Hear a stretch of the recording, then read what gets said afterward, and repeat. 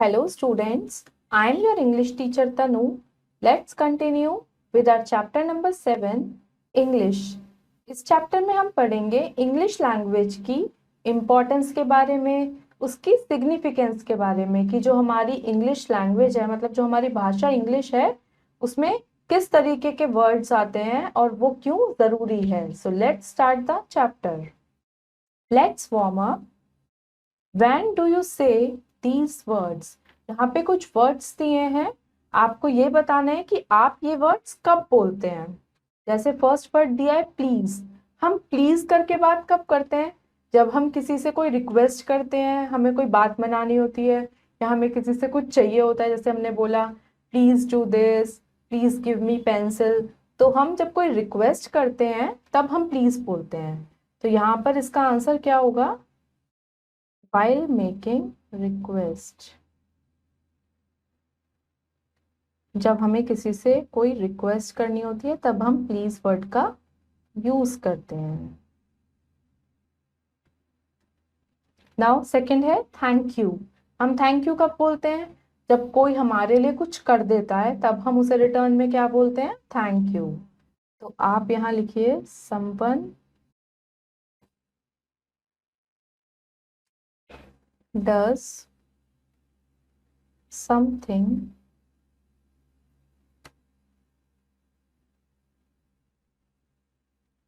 for us. मतलब जब कोई हमारे लिए कुछ करता है तब हम उसे बोलते हैं थैंक यू. तो अब ऐसे ही आगे के दो वर्ड्स दिए हैं सॉरी और एक्सक्यूज मी. इसमें आप खुद लिखिए, आप खुद समझिए इसको कि आप ये वाले वर्ड्स कब बोलते हैं.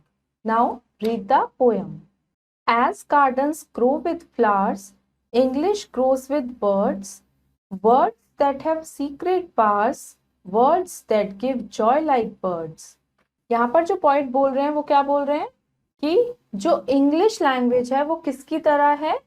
फ्लावर्स की तरह है. मतलब कि जैसे जो गार्डन है उसमें फ्लावर्स उसको ब्यूटी प्रोवाइड करते हैं. अगर गार्डन में फ्लावर्स नहीं होंगे तो गार्डन की कोई ब्यूटी नहीं होगी. तो जैसे किसी गार्डन के लिए फ्लावर जरूरी है, ऐसे ही जो हमारी इंग्लिश लैंग्वेज है, जो हमारी ये भाषा है इंग्लिश, इसके लिए क्या जरूरी है? वर्ड्स. अगर वर्ड्स नहीं होंगे तो इंग्लिश लैंग्वेज की कोई ब्यूटी नहीं होगी. तो मतलब जैसे फ्लावर्स गार्डन के लिए जरूरी है, ऐसे ही जो वर्ड्स हैं वो हमारी इंग्लिश लैंग्वेज को एक ब्यूटी प्रोवाइड करते हैं. Words that have secret powers, मतलब इंग्लिश लैंग्वेज में कुछ ऐसे वर्ड्स भी हैं जो बहुत ही पावरफुल हैं. जैसे हम किसी बहुत ही पावरफुल चीज को हमें डिस्क्राइब करना हो तब हम यूज करते हैं. कुछ वर्ड्स ऐसे भी हैं जो हमें खुशी प्रोवाइड करते हैं. जैसे बर्ड्स अगर गाना गाती है, चहचहाती हैं तो हमें अच्छा फील होता है. ऐसे इंग्लिश में कुछ वर्ड्स भी हैं जो हम पढ़ते हैं तो हमें अच्छा लगता है. Some words you say both in and out of school are brighter than the day and deeper than a pool.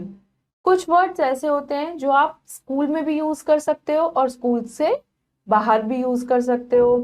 कुछ वर्ड बहुत ही मतलब ब्राइट होते हैं कि जिनको पढ़ने के बाद ऐसा लगता है कि कुछ चमक सी आ गई है. कुछ वर्ड ऐसे होते हैं जो बहुत गहरे होते हैं, मतलब उनका मीनिंग इतना गहरा होता है कि ऐसा लगता है कि हमने कितना डीप वर्ड पढ़ लिया. तो जो वर्ड्स हैं वो भी अलग अलग तरीके के होते हैं. Some words there are that dance, some words there are that sigh, the fool's words come by chance, the poets to heaven fly. अब कुछ वर्ड ऐसे होते हैं जो हमें डांस करने के लिए मजबूर कर देते हैं. कुछ वर्ड ऐसे होते हैं जिनको पढ़ के हम, मतलब जैसे हम टायर्ड होते हैं तो हम ऐसे लंबी सांस लेते हैं. और जैसे इसमें लिखा है the fools words come by chance, मतलब जो स्टूपिड लोग होते हैं, जो फूलिश लोग होते हैं, उनके मुंह से क्या होता है, जो इंग्लिश के वर्ड्स हैं वो कभी कभी निकलते हैं. क्योंकि इंग्लिश लैंग्वेज हर किसी को नहीं आती, तो जो फूलिश लोग होते हैं उनके मुंह से जो ये इंग्लिश के वर्ड्स निकलते हैं वो बाय चांस निकल जाते हैं. कभी कभी अचानक से किसी भी तरह से निकल जाते हैं. तो इसका मतलब ये नहीं कि उनको भी इंग्लिश आती है. तो उनके मुंह से अगर कोई वर्ड निकला है तो वो by chance.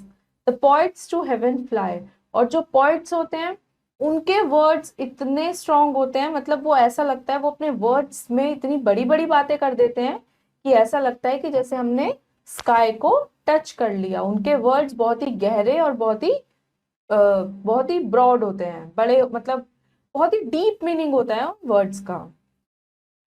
When you are grown, your tongue should give the joys of birds, while you are young, the gift of English words. जब हम बड़े हो जाएंगे, मतलब इसमें लिखा है when you are grown your tongue, जब आपकी जीभ बड़ी हो जाएगी, मतलब जब आप बड़े हो जाओगे तब क्या, तब तो आपको क्या अच्छा लगेगा, सिर्फ पक्षियों की आवाज अच्छी लगेगी, इधर उधर घूमना फिरना अच्छा लगेगा। बट अभी जब आप यंग हो, जब, तो आपके पास एक क्या गिफ्ट है, आपके पास इंग्लिश लैंग्वेज का गिफ्ट है कि आप इंग्लिश के वर्ड्स सीखो, उन्हें लर्न करो, उन्हें ग्रैब करो। तो मतलब पॉइंट यहाँ कहना चाहते हैं कि इंग्लिश लैंग्वेज जो है वो हमारे लिए बहुत जरूरी है। तो यही वो एज है जिसमें हम इस लैंग्वेज को इजीली समझ सकते हैं और सीख भी सकते हैं। Now it's time to assess yourself. Our first exercise is darken the correct option in the OMR sheet. OMR sheet में हम करेक्ट आंसर को मार्क करेंगे। First is words have. Words के पास क्या है, वर्ड्स के पास है, यहाँ पे किसकी बात हुई है, वर्ड्स के पास है सीक्रेट पावर। तो यहाँ पर होगा करेक्ट आंसर इसका B. Second is which words are deeper and brighter. Deeper और ब्राइटर वर्ड यहाँ पर कौन से हैं, जो हम बोलते हैं, those we say, A. Third, words are brighter than. Words किससे ज्यादा ब्राइट हैं, मतलब जैसे दिन में रोशनी होती है वो वर्ड्स उनसे भी ज्यादा ब्राइट हैं, तो डे, ए।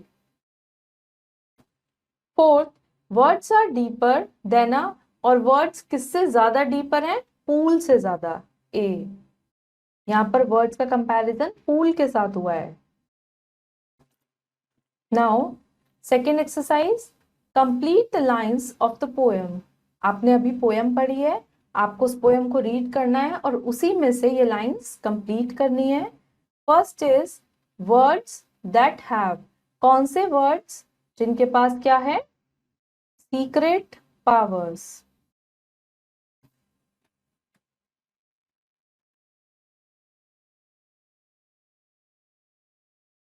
Then words that give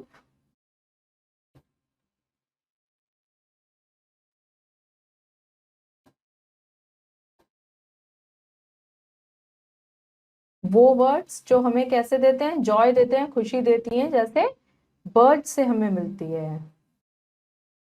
now second, some words.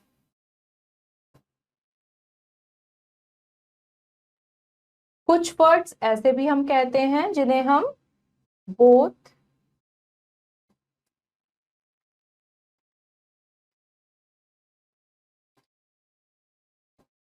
जिन्हें हम स्कूल में अंदर भी बोल सकते हैं और स्कूल के बाहर भी बोल सकते हैं। द फूल्स वर्ड्स, जो फुलिश लोग होते हैं उनके वर्ड कैसे आते हैं, come by chance.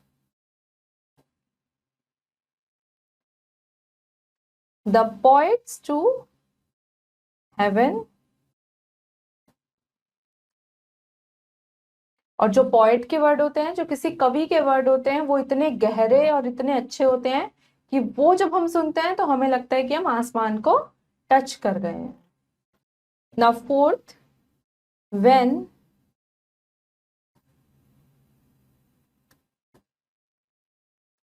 When you are grown, मतलब जब आपकी टंग बड़ी होगी, मतलब जब आप बड़े होंगे। शुड गिव द, तब आपको सिर्फ वर्ड्स को देखकर ही खुशी होगी, तब आपके पास वो टाइम नहीं होगा कि अब आप कुछ इंग्लिश सीख पाएं, इंग्लिश लैंग्वेज को सीख पाएं। आई होप स्टूडेंट्स आपको ये पोएम समझ आई होगी। अब आप इसको रिसाइट करिए, इसको लर्न करिए और अपने फ्रेंड्स के साथ इसको डिस्कस करिए। अब हम मिलेंगे अपनी अगली वीडियो के साथ। Till then have a nice day.